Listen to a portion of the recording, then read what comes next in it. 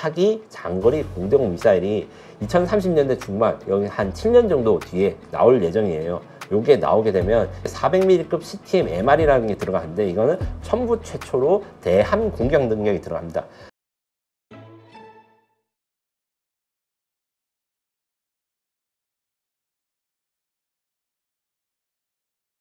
지금 KF-21과 관련해서 이 사실 방산주들이 참 많이 오르는데, 이 한국항공우주인가요? 네. 네, 이곳은 카이는 그렇게 많이 못 움직이는 것 같아요. 그 이면에는 많은 분들이 이 KF-21이 세계적으로 인정받지를 못하고 있는 거 아니냐, 이런 이야기들이 있던데 어떤 상황입니까? 네.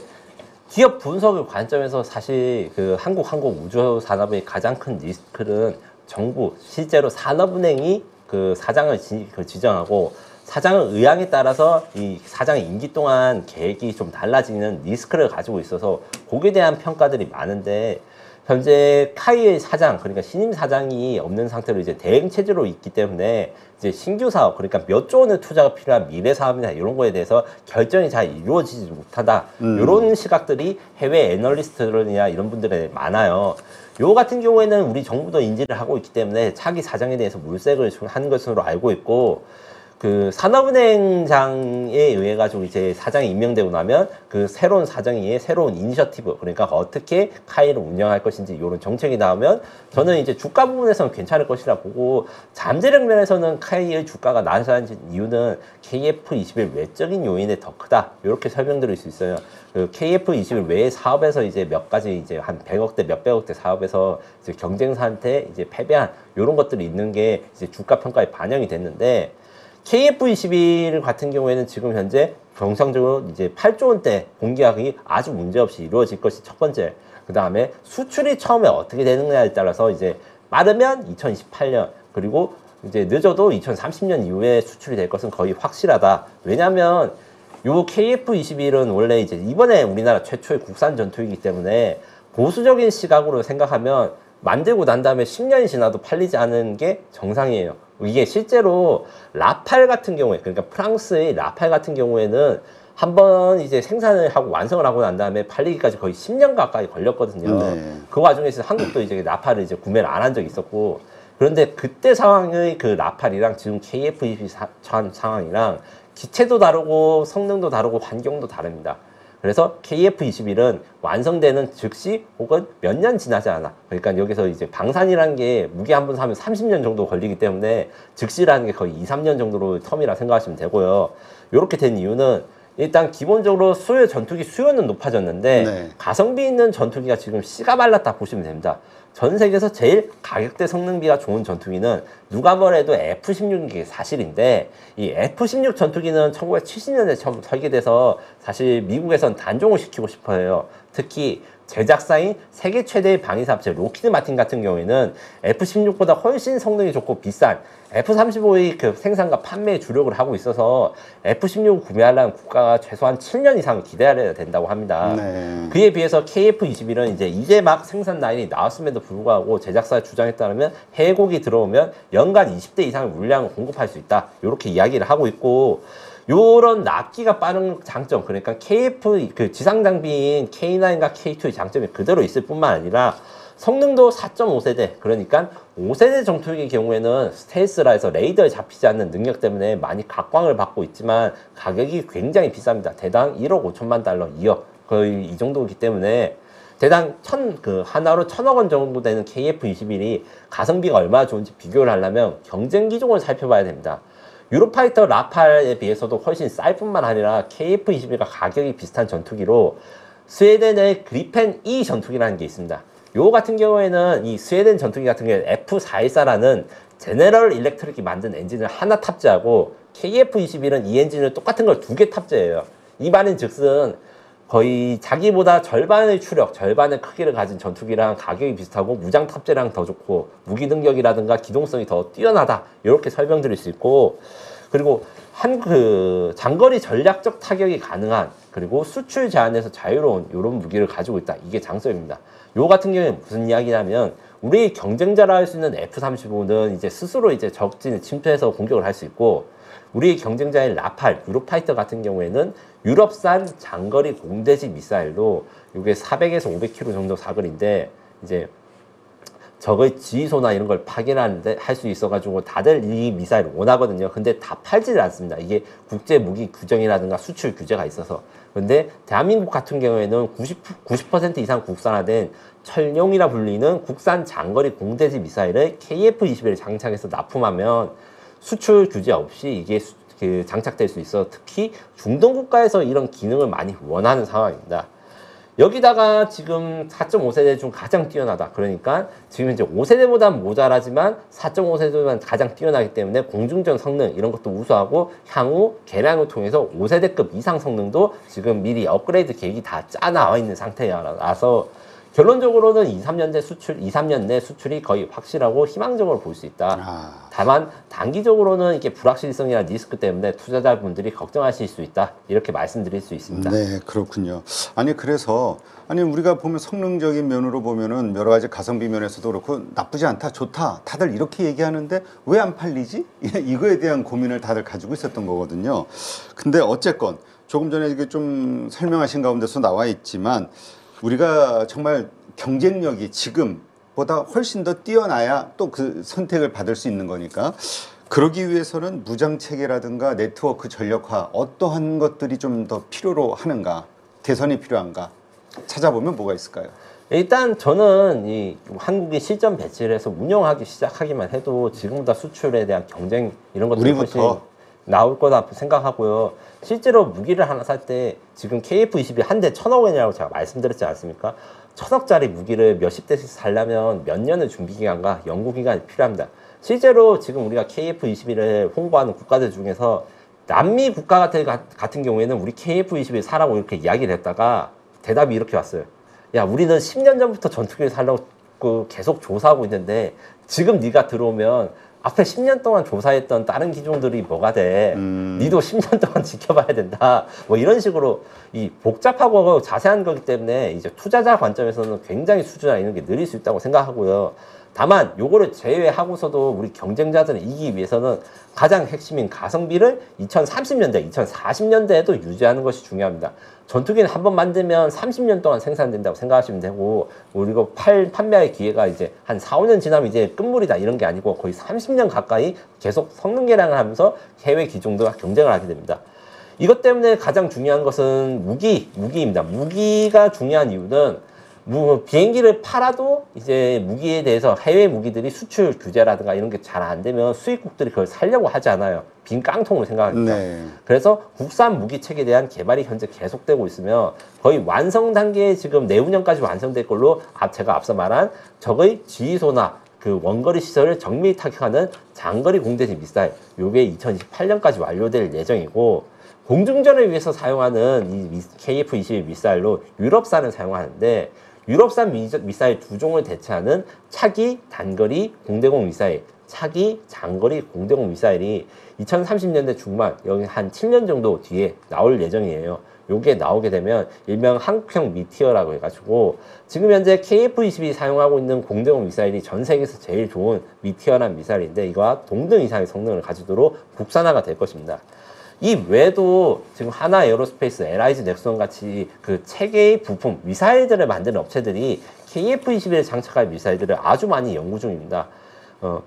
최근에 이제 국회에서 보도가 됐던 공대지 탄도미사일 같은 경우에는 우크라이나에서 지금 러시아군이 자주 사용하고 있는 탄도미사일, 그러니까 지상에서 발사해서 포물선으로 날아가는 이런 미사일을 공중 항공기에서 발사하는 ALBM이라는 새로운 개념, 요것들을 이제 지금 연구 중이고, 요거 말고도 극초음속 미사일이라든가 아니면 신형 스텔스 미사일, 그러니까 적의 레이더에 안 잡힌 미사일, 요런 것들에 대해서 업체들이 자체 연구가 활발하기 때문에 요게 완성될 때 이제 수출 경쟁력이 높아질 것이고, 그 카이 자체도 KF-21을 개량 계획, 그러니까 현재 블록 1, 2까지 이야기됐지만 블록 3에 대한 제안을 하고 있어요.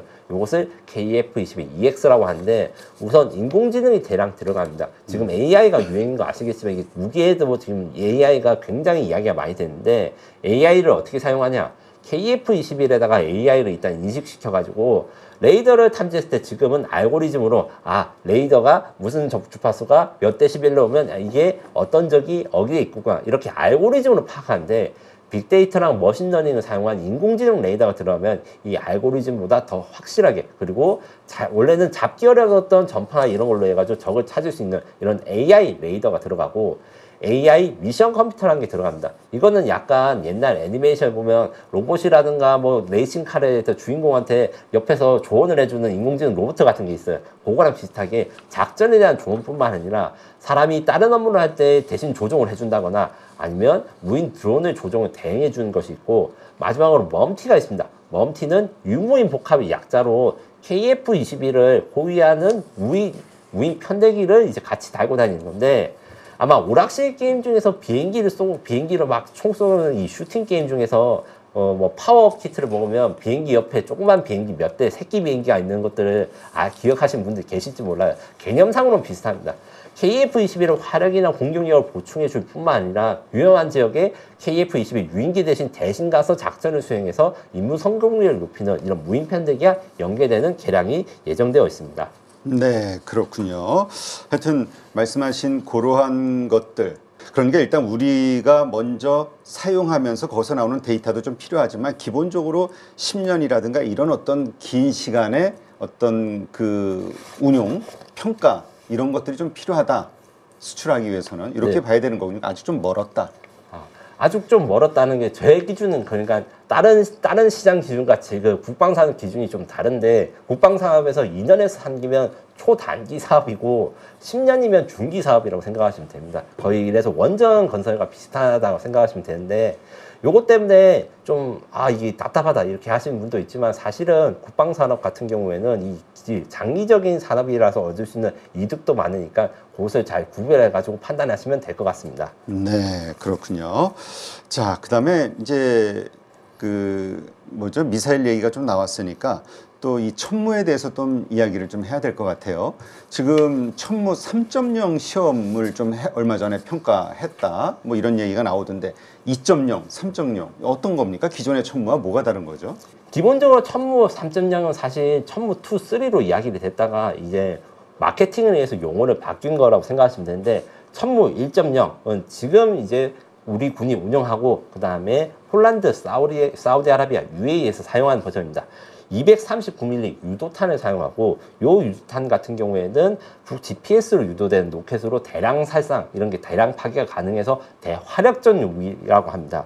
그리고 그리고 이제 600mm 유도탄 같은 경우에 CTM-290이라는 수출용 유도탄인데, 국내용으로 사용되는 그 전술 지대지 미사일을 개종해서 수출 규정, 그러니까 미사일 수출 거리 규정 같은 게 제한돼 있거든요. 요것을 적용한 300km급 이제 무기로 이제 미사일로 이제 사용되는데, 여기다가 추가되는 게 천무 2.0. 요거는 CTM-290이라는 새로운 미사일이 추가됩니다. 이거는 600mm랑 230mm 사이의 중간 크기로 화력은 많으면서도 이제 다양한 목표, 그러니까 공격하기 위해서 기존의 CTM-290 미사일이 천무 한 대에 2개의 표적을 공격한다면, 요 신형 미사일로 천무 한 대에 4개의 표적을 300km 거리 가까이에서 공격할 수 있고, KT-SSM-2 미사일이라는 게 들어갑니다. 이게 제가 200km, 290km 되는 미사일을 개량해서 이제 사거리를 거의 500km까지 늘리거나 아니면 장거리 정밀 타격이 가능하게 바뀌는 건데, 요 같은 경우에는 수출은 현재 그 수출을 위해서는 여러 가지 규정 회피가 필요한데,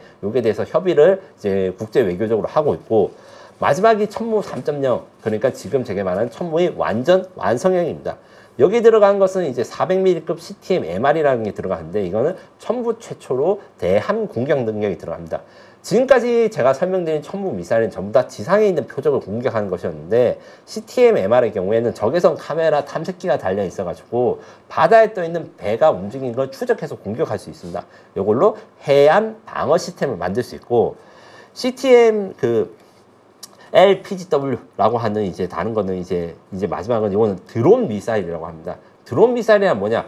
드론이 이제 전쟁에서 많이 쓰이고 있는데 단점이 있습니다. 주로 프로펠러나 이런 거로 가니까 엄청 느려요. 지금 뭐 유명한 샤헤드 드론 같은 경우에 시속 180km 이렇게 돼가지고 어디까지 가는데 몇 시간씩 걸리고 그 다음에 저한테 노출됩니다. 로켓은 빠르지만 쏘고 난 다음에는 회수가 안 돼요. 그래서 적이 숨어버리면 이게 맞추거나 이런 게 굉장히 힘들어서 드론 미사일을 만든 거예요. 천무 로켓에다가 이제 한 발 혹은 세 발의 그 드론, 공격 드론을 탑재한 다음에 적진에다 발사해서 드론이 인공지능을 사용해서 적을 탐색한 다음에 적이 발견되면 공격합니다.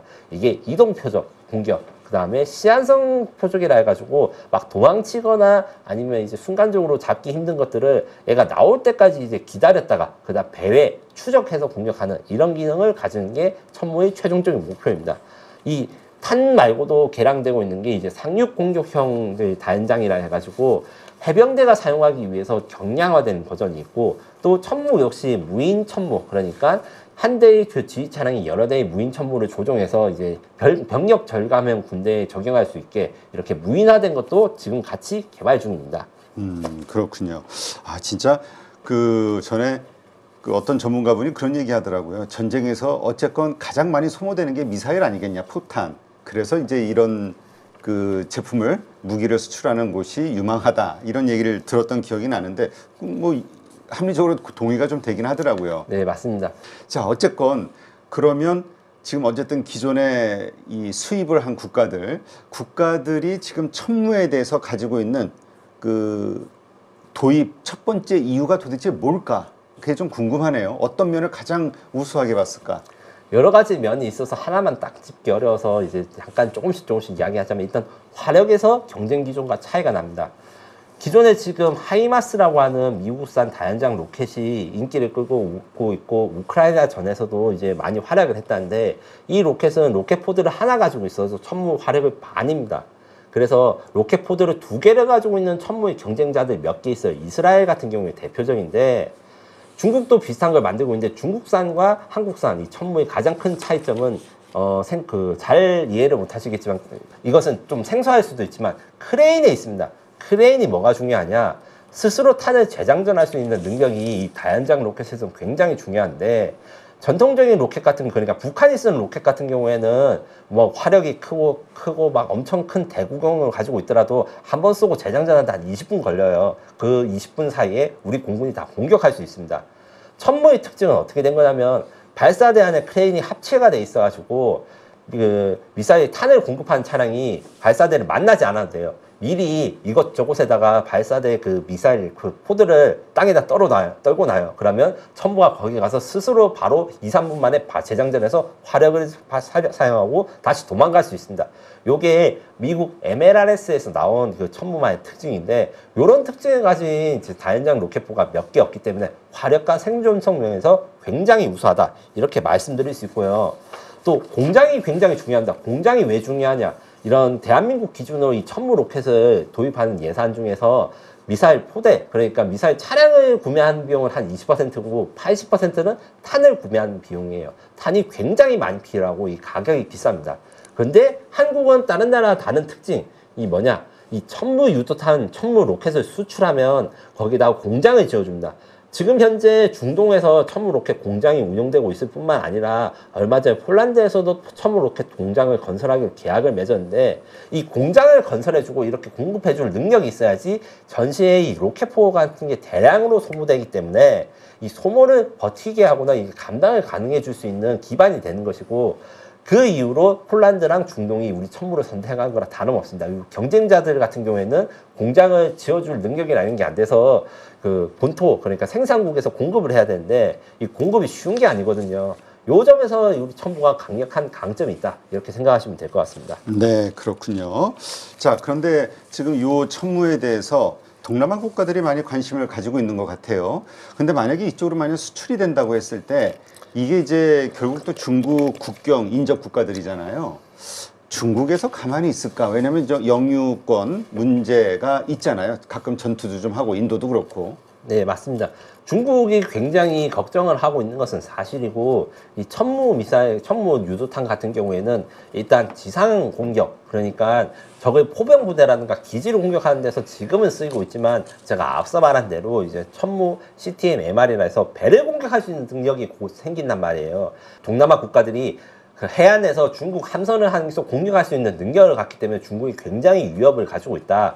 요것을 A2AD 능력이라 해가지고 요게 대해서 굉장히 경계를 합니다. 왜냐? 사실 중국이 미국을 상대하는 전략이 이 A2AD 전략인데, 중국은 미국을 상대할 때는 중국 본토에다가 장거리 미사일을 배치해서 미국의 항공모함이나 이런 것들을 땅에서 공격하는 이런 전술을 쓰고 있는데, 그걸 똑같이 되돌려줘서 동남아 국가들이 중국 배가 지나갈 때 중국 배 대 배, 그러니까 함선 대 함선을 붙이면 이제 중국 배들이 함대는 훨씬 더 크니까 이 승산이 작잖아요. 그래서 땅에서 숨어서 미사일을 쏘아가지고 배를 격침시키거나 공격하면 이게 중국이 대응이 어렵기 때문에 중국이 긴장한 것은 맞습니다. 다만 그게 중국 본토의 사거리나 아니면 중국 영해에 떨어지는 것이 아니기 때문에 여기 또 대놓고 반대를 표시하거나 불편함을 표시하기 어려워요. 중국 배가 자기 영해를 들어올 때 공격하겠다는 이런 방어적 무기라고 이야기를 할 수가 있으니까요. 실제로 이것은 중국이 미국 해군이 중국군의 미사일 전략에 대해서 막 비판을 할 때 대응한 논리인데 그걸 똑같이 대갚아주고 있는 셈입니다. 네, 그렇군요. 참 애매하긴 하겠네요. 그러니까 이게 사거리가 거기까지 오르면은 이거 공격용 무기라고 판정해서 압박을 가할 텐데, 그래서 드리고 싶었던 질문이, 중국이 막 반대하고 뭐 압박을 가하면 이 국가들이 과연 이거 도입을 할 수 있을까? 이런 그 여러 가지 압박할 수 있잖아요. 경제적으로도 그렇고. 네, 지금 현재 보이고 있는 중국의 동남아 전략은 사실 한국산 무기를 사지 말고 자기네 무기를 사라. 그러니까 방산에서의 경쟁 전략이 좀 제일 맞습니다. 대놓고 그들의 국방력을 키우지 말라는 이야기를 하는 게 껄끄러우니까 대신 중국 무기를 사라, 싸게 해줄게, 돈도 빌려줄게, 이렇게 하는데, 동남아 국가들 역시 그런 거 일부 넘어가는 것도 있지만 모두가 다 그렇진 않아요.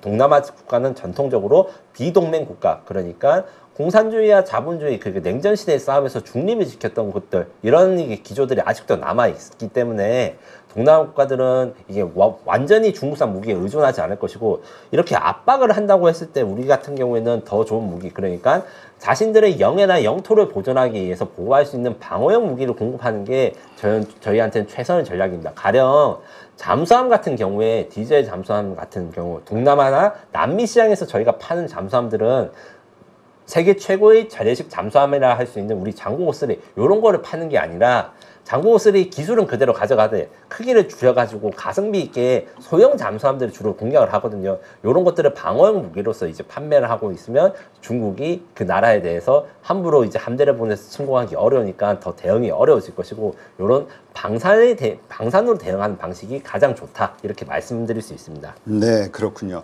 지금 우리 천무를 도입하고자 지금 타진하고 있는 동남아 국가들이 어디가 있습니까? 네, 지금 현재 베트남 같은 경우에는 K9 자주포를 얼마 전에 도입했기 때문에 천무에도 관심을 가지고 있고, 그리고 인도네시아, 말레이시아, 태국 등도 관심을 가지고 있는데, 이 중에서 제가 주목하고 있는 건 인도네시아와 말레이시아입니다.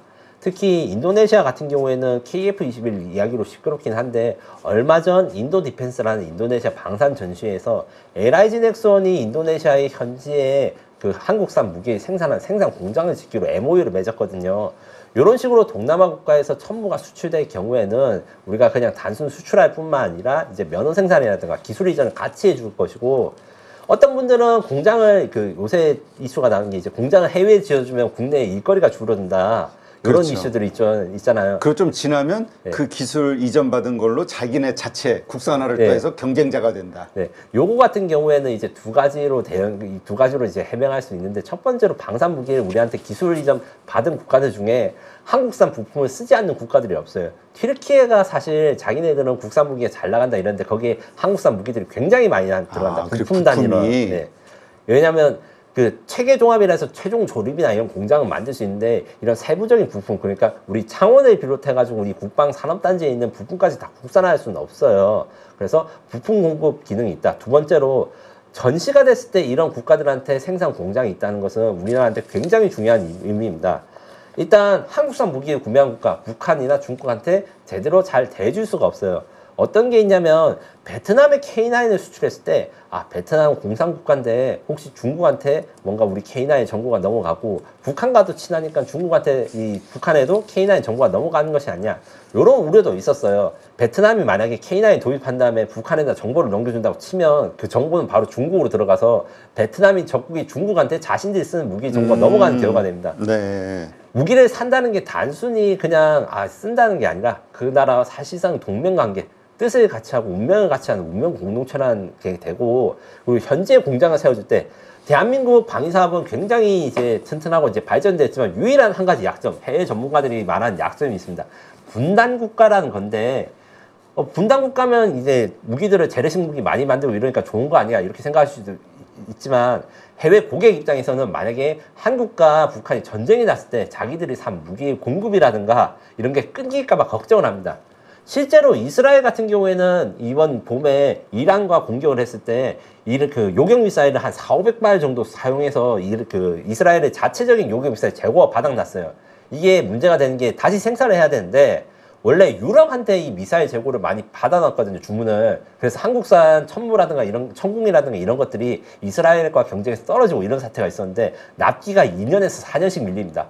그래서 전쟁 중인 국가의 무기는 사실 잘 안 팔리는 게 있어요. 왜냐하면 공급이 불안정해질까봐. 그런데 우리나라 같은 경우에는 단순히 무기를 파는 게 아니라 현지의 공장, 제가 앞서 말한 천무 미사일 같은 경우에는 폴란드랑 사우디아라비아 공장이 있고, 이제 AS-21 자주포 같은 경우에는 호주에 공장이 있듯이, 이런 공장들은 전시에는 우리 생산 시설이 만약에 공격받거나 피해를 입으면 거기 백업 플랜으로서 가능할 수 있는 원거리 병참 기지가 되는 거예요. 네. 그래서 방위 사업이 돈 버는 것도 중요하고, 이제 실제로 돈을 잘 벌고 있지만 대한민국 운명을 지키는데 이렇게 역할을 할 수 있다. 전시에 우리를 보호해주는 역할을 우리 방산 수출국에서 찾을 수 있다. 이렇게 이해해 주시면 감사하겠습니다. 네.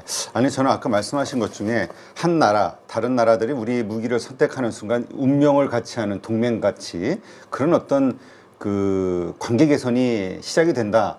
그게 좀 와닿긴 하네요. 그러니까 뭔가 K9이 됐든 아니면 무슨 K2가 됐든 뭐 KF-21이 됐든 어떤 천무가 됐든 하나가 들어가면서 그 추가적으로 만족도가 높아지면서 들어가게 되면은 이 국가 간의 그 관계 개선, 이것도 상당히 친밀해질 수 있겠구나라는 생각이 새로 들긴 하네요. 네, 맞습니다. 그쪽에 만약에 우리 무기를 비밀을 넘겨줘, 그러면 그쪽도 똑같이 취약해지는 게 돼가지고 함부로 그렇게 하지 못합니다. 네, 알겠습니다. 네, 오늘 이렇게 해서 방산과 관련해서 우리의 주력 수출품들, 네, 현재 우리의 그 대외 평가, 그다음에 성능, 그다음에 현재 수출 상황 여러 가지 면에서 한번 점검을 해봤고요. 네, 오늘 이렇게 좋은 인사이트 함께 해주신 김민석 특파원님 고맙습니다. 감사합니다.